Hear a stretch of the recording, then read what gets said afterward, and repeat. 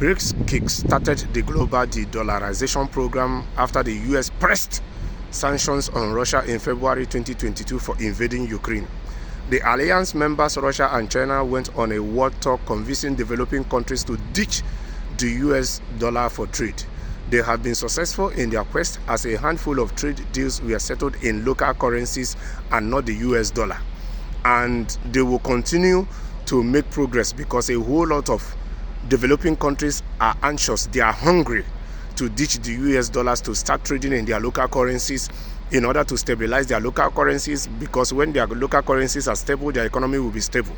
But we equally hope that the Brics, in as much as other developing countries are joining them, for them to have more power force, or for them to have a certain authority enough to be able to bring US dollars to its needs, which is not going to be that easy because US will not fold its hands and be waiting for them.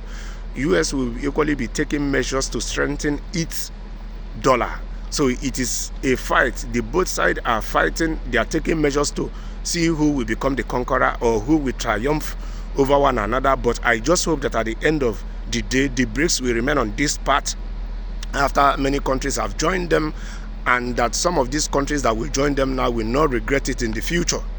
Yes, but it's only time that we tell for that one. They have been successful in their quest, as a handful of trade deals were settled in local currencies and not the US dollar.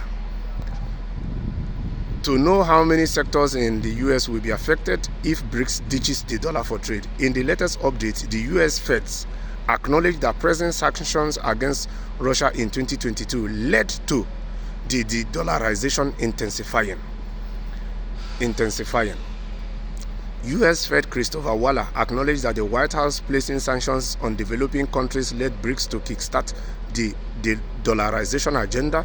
If these sanctions and policies are long-lasting, the shifting cross-border payments landscape, including the rapid growth of digital currencies, could also pose changes to the dominant role of the US dollar.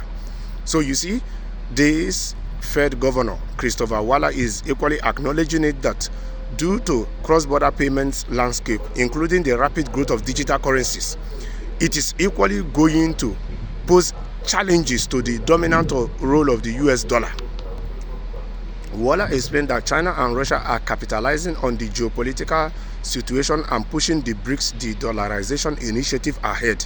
Not just Russia and China, but even Brics members India and the newly joined country UAE are aiding the de-dollarization agenda by settling trade in local currencies and not the US dollar.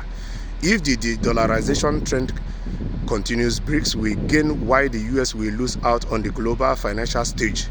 Around 90% of bilateral trade between Russia and China is already being settled in the Chinese yuan and the rupee. So you see, they are making a whole lot of progress.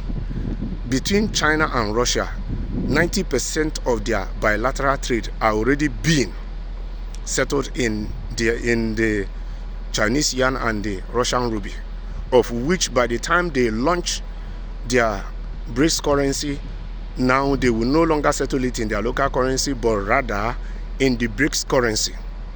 So that is the way it is. A few Brics members like India and the UAE are also paying the Chinese yuan for a few cross-border transactions. However, Waller revealed that despite the threats, the US dollar will come out on top against all leading local currencies. So, just like what Christopher Waller said, it is well said, but it is only time will tell. If already these countries are settling their transactions in their local currencies and many countries are eager to join them, and when many countries have joined them, we keep joining them, we will equally see if the Brics continue on this path, if the US dollar will still come out on top. Yes, it is only time that we give answers to that statement. But we keep our fingers crossed, because ditching the US dollars will do a whole lot of transformation in terms of stabilizing the local currencies and the native economies.